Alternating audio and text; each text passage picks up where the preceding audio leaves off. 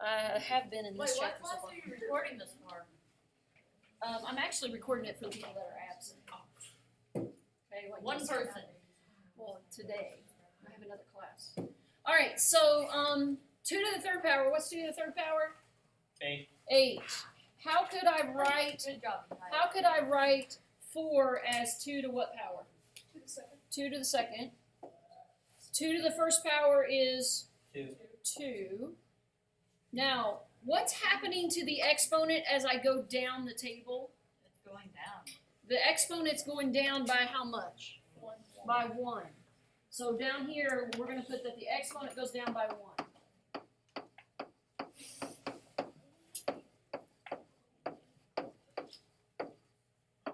Okay, the exponent goes down by 1. So I'm subtracting 1 from the exponent. What happens to what is the pattern on the right side of the table? So let me get back up there. What's the pattern on this side of the table? Goes down by 2. Divide by 2. Divide by 2, right? It's divide by 2. So what would the next number be then? 1. Because 2 divided by 2 is 1. Okay, so what would the exponent be here? If the exponent's going down by 1, it would be 2 to the negative 1. So if the pattern remains the same, if I divide this by 2, what's the answer? What's 0.5. 1 divided by 2? 0.5. 0.5, or let's write that as a fraction. 1/2. 1/2. Do you agree with me that 1/2 could be written as 1 over 2 to the first power? Yeah. Okay. What would the next exponent be? 2 to the negative 2. If I divide this by 2, what's 1/2 divided by 2? 1/4. 1/4. Right? Do you agree with me that 1/4 could be written as 1 over 2 to the second power? Yes. Okay. So, what is our conclusion then about a 0 exponent? Let's get that conclusion first. If anything is to the 0 power, it's 1. Anything to a 0 power is always 1.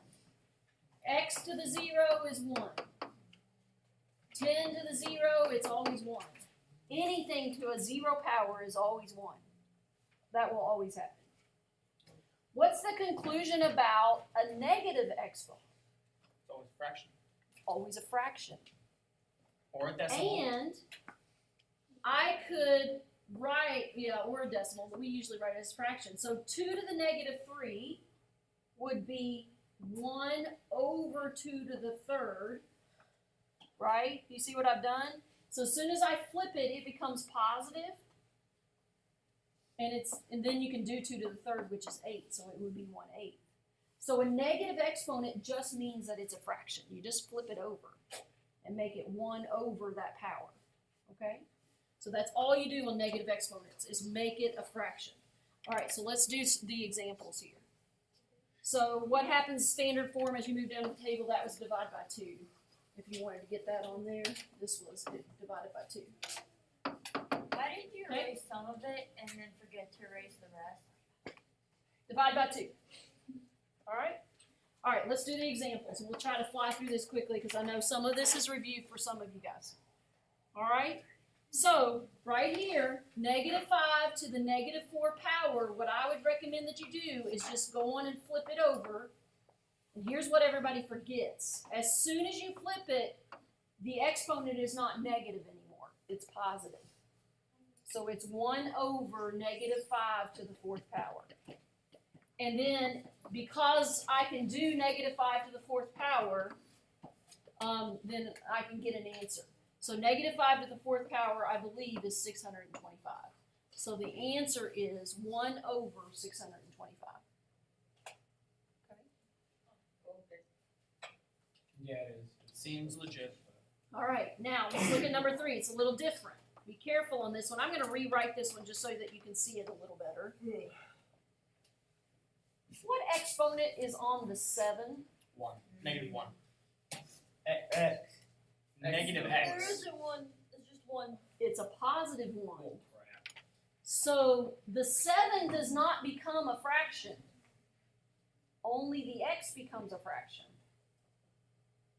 Okay? If I had written this like this, then I would agree with you that both of them are fractions. Everybody understand the difference? Okay, but the way this is written, only the x has the negative 1 on it. Okay? So it the would be negative 7 and then stays, 1 over x. and this becomes 1 over x. And then I can simplify the way I write that. Negative 7 times 1 is negative 7, and then x is on the bottom. So basically, this x goes to the denominator.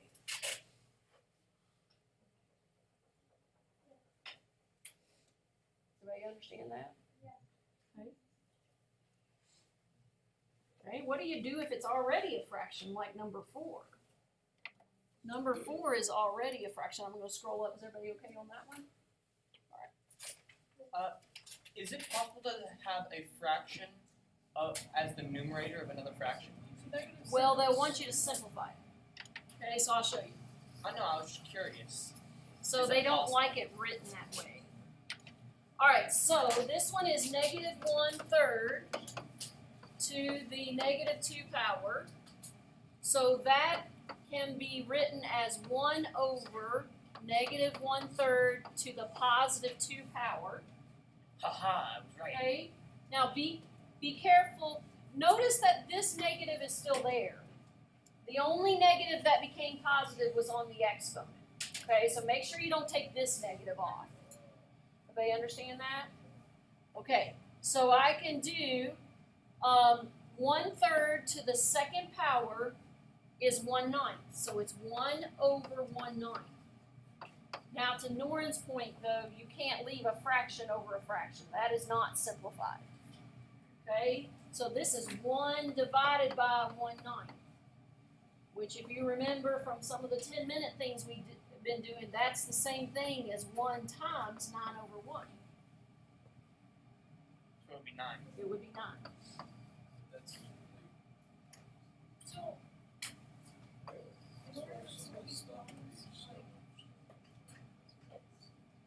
Okay, what, Brandon? I said some of this stuff I don't understand. It doesn't make any sense. So a negative exponent is got to be written as a 1 over that. Well, we learned from that table that that's what negative exponents are. Okay? And then 1/3 to the second power is 1/9. And then 1 divided by 1/9 is 9. Think about if you took one whole pizza and divided it into 1/9 slices, how many slices would you have? 9. 9 1/9 slices. Okay? Alright, now let's look at this. Here's what I would recommend on these problems. I would recommend starting on number 6 that you use your exponent rules before you deal with the negatives. Don't worry about them being negative right now. What kind of problem is this and what rules should we use from the other day that we learned? Subtracting. Subtract because it's a division problem, right? So, Would that be r to the negative 10? okay, look. So this is negative 3 minus negative 7. Does everybody understand what I've done so far? So negative 3 minus negative 7 is Be r to the 4. positive 4. So the good news is my answer does not have a negative on it anymore, and so I don't have to do anything else. So I personally don't worry about the negatives until I get the answer, and then if it's negative, then yeah, I'm going to flip it and make it a fraction. Okay? So learn all those, do the rules that you learned the other day first, and then we'll go from there. All right, so let's look at number 8 down here. Next page. Right? Okay, this one combines a lot of rules. A lot of rules. Anybody see a rule that you think we should do? Avery. Maybe exponent Multiply these exponents right here. 4 times 2 is 8. So I've got m to the 8th, m over m to the 4th. Combining like terms. Anybody see any other rules you want to use now? Well, you could just simplify and go up to m9. And Okay. These two are like bases and they're multiplied, and remember that one has a 1 on it. So this one becomes m to the 9th because we should add those exponents. Then when you subtract them, Then we would subtract which would turn out to be m to the 5th. m to the 5th. You know, Not yet. when we first started in high school, everyone was so comfortable. I was confused about math. All right. So that one we combined all 3 rules that we learned last time: power rule, product rule, and quotient. Wait, did you multiply or add? For this first one, I multiplied because it was a power to a power. So 4 times 2 is 8. But this one is not a power times a power, right? There's no parentheses between those 2 exponents, right? It's just these 2 m's are multiplied together. So when these 2 m's are multiplied together, I add those exponents, right? And now there's division between those 2 m's, so then I subtract. So I had to use all 3 rules there, Leah, on that one. Okay? All right, next one.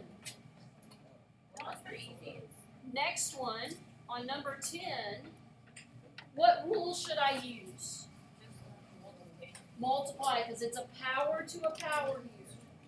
So we're going to do -6 times -4, which is positive 24.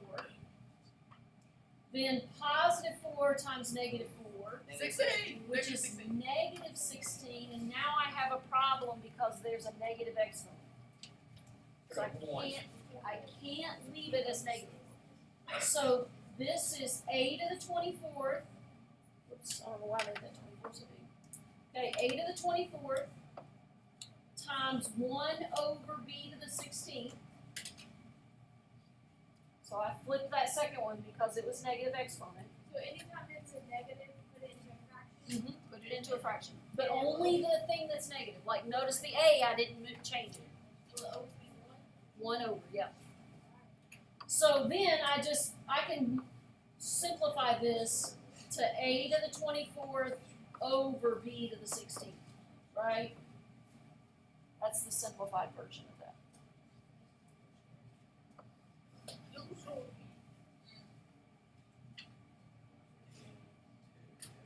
Okay?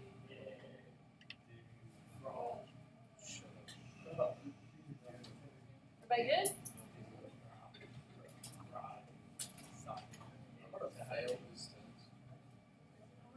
It's easy. You just have to bend your, so you're What not happens used to when it's like 1 over variable with a negative? Right, that's not saying much. The blonde can do it. That's not even Maybe blonde. we'll get there. Oh, All right, here we go. Done.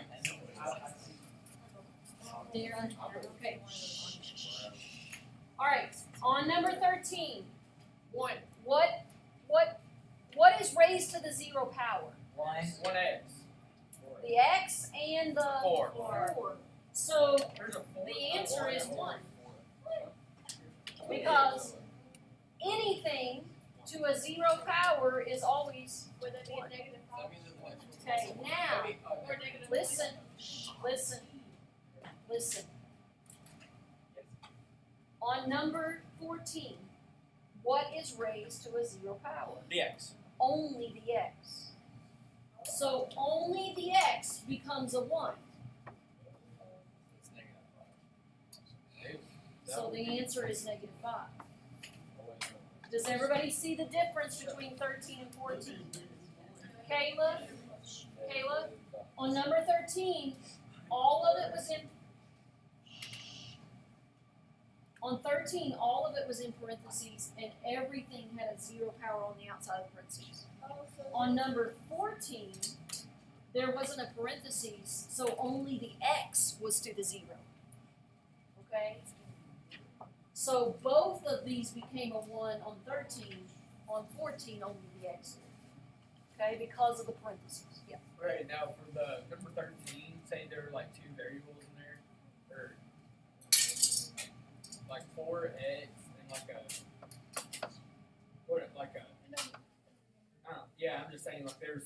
in there, would that be like a 1? As long as it has parentheses around all of it, it's all It'd still one. be the same. 4x1. But if you had this, the answer would be 1y. Oh, so if it's inside, it's one, if it's outside. Right, because all of this is to a 0, right? So it's all 1. But here, only this part is to the 0. So that part is 1, but this just drops down. Okay? All right, good questions. All right, let's move on to, is there one more example problem? Okay, at the top. I don't really get that. Is it still 1? Okay, It's 3. all right. So 3 to the 0 is 1. 6 to the 0 is 1. Y to the 0 is 1. And then you can add them, and the answer is 3. No way. Oh my God. This is some mystical crap that's going on right here. All right. Okay, then real quickly on scientific notation. Scientific notation. If you forget how to do scientific notation, those notes are there. I'm going to explain all this to you, but this is just for your reference. If you forget, you can go back and look at We the should notes. because we just went over it in physics. Okay. All right. I want to say something too about scientific notation in just a second that might help you with significant digits that some of you guys are having trouble with. Okay. The first thing is on scientific notation, your number has to be between 1 and 10. It must be between 1 and 10. So I have to move the decimal until this number is between 1 and 10. Okay? Wesley, where do you think I need to move it? No, because if I move it between the 1 and the 2, it's 41.2, and that number is not between behind 2. here. Behind 1. If I move it, that's okay. Stop. Shh. Listen. Look, guys. All full 1. Between the 4 and the 1. If I move it here, it's 412. That's not between 1 and 10. It has to be between 1 and 10. That's the first rule on scientific notation. It's got to be between 1 and 10. What is scientific notation? So it's just a way to write numbers. Down here. Okay? He wasn't here. Guys, stop. This is your homework time. I'll just wait. So, do you agree that my number is between 1 and 10 now? Yes. Okay. So, how many ever places I moved the decimal is what I put on the exponent on the 10. If this number started out as a decimal, then it's a negative exponent. And I moved the decimal 3 places. That's the reason it's a negative. 3 places to the right. Yeah, but don't let that confuse you. That's what was John said It is 3 places to the right, but if your original number is like a small number, then it's a negative. There can only be one number to the left of that. That's right. Yeah, and that makes it between 1 and 10. Okay, hey guys, listen. Guess how many significant digits this thing has? 20.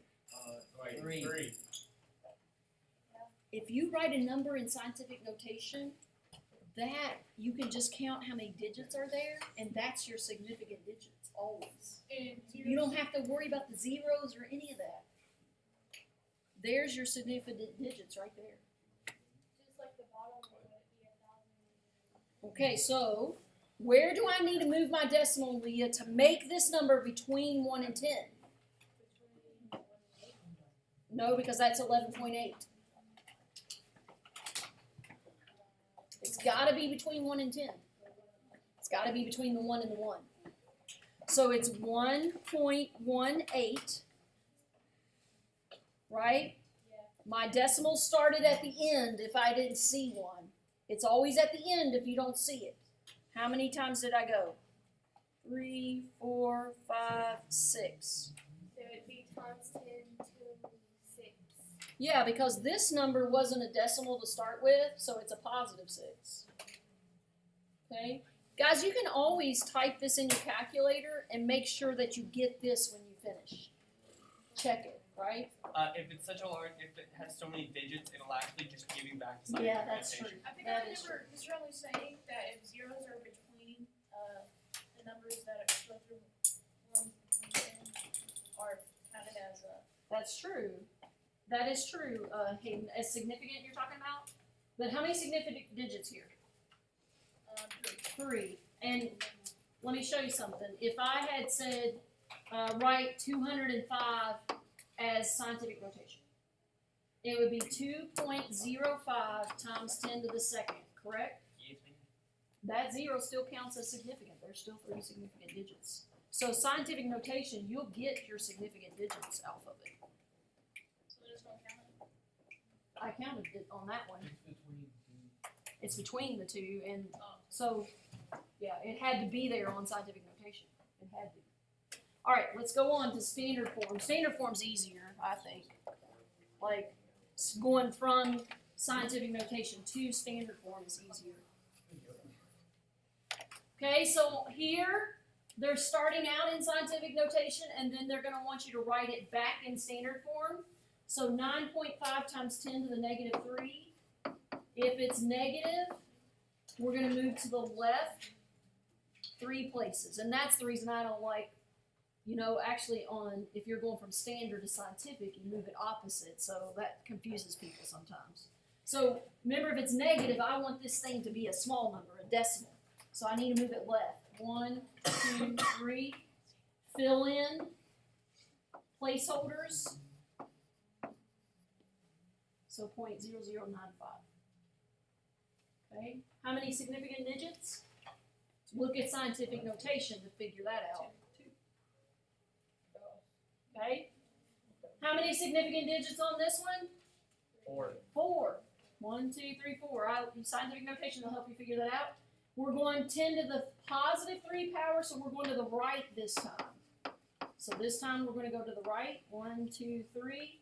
So it's 5,748 in standard form. Okay? All right. Last 2 problems. Operations with scientific notation. Okay, this is where your exponent rules will help you out. Because then you won't have to multiply these big numbers. So do you see any bases that are alike? Any bases that are alike? Norton, your computer should be closed. The 10. The tens. So because those tens are alike, and I'm multiplying, I can add the exponents. The negative 8 plus the negative 5. That's right. So that would be Negative 12. 13. Negative 13. I thought it would be So- because it's a negative and a negative. No, that's when you multiply, Leah. So negative 8 plus negative 5, the 10 becomes negative 13. So far that's all I've done is just added the exponents on my 10s. Now these numbers, these coefficients, I can just multiply those. So we need to do 7.5 times 3, which is 22.5. So this is 22.5 times 10 to the negative 13. I believe on Math Lab they're going to ask you to write the answer in standard form. So what do I need to do? Go left 13. Go left 13 places, which means how many zeros am I going to end up with? 12. 10.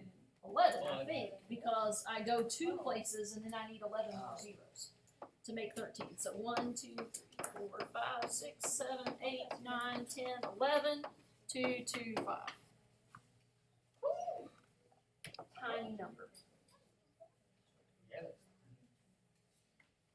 That's standard form. Only 3 significant digits, right?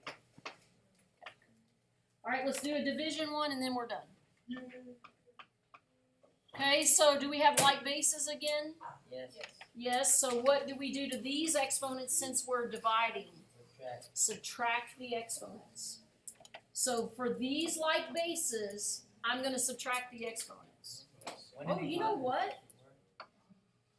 Well, I'm not going to do that, but we could have added another exponent, but I think I'm just going to do this. All right, so 10 to the negative 2, and we're going to subtract 6.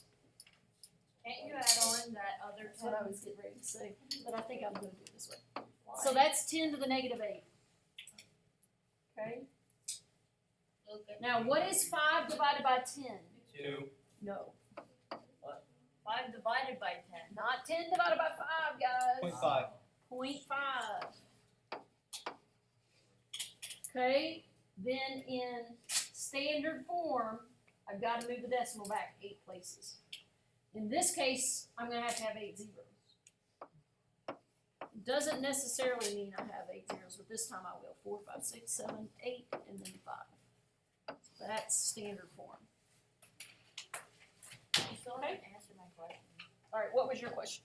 What happens when it's 1 over a variable with a negative exponent? This goes to the top and becomes x to the positive. So it's just x. It just flips over. Okay. It's really 1. It's 1 over x to the 1, right? Does that make sense? But 1 divided by 1 over x to the 1 is 1 times x to the 1, which is x over. Let me stop this recording, Madison, and then I'll get you. I mean, yeah. Oh, is it? Yeah, I thought Madison had her hand up, right? Oh, I thought you were saying. This is great.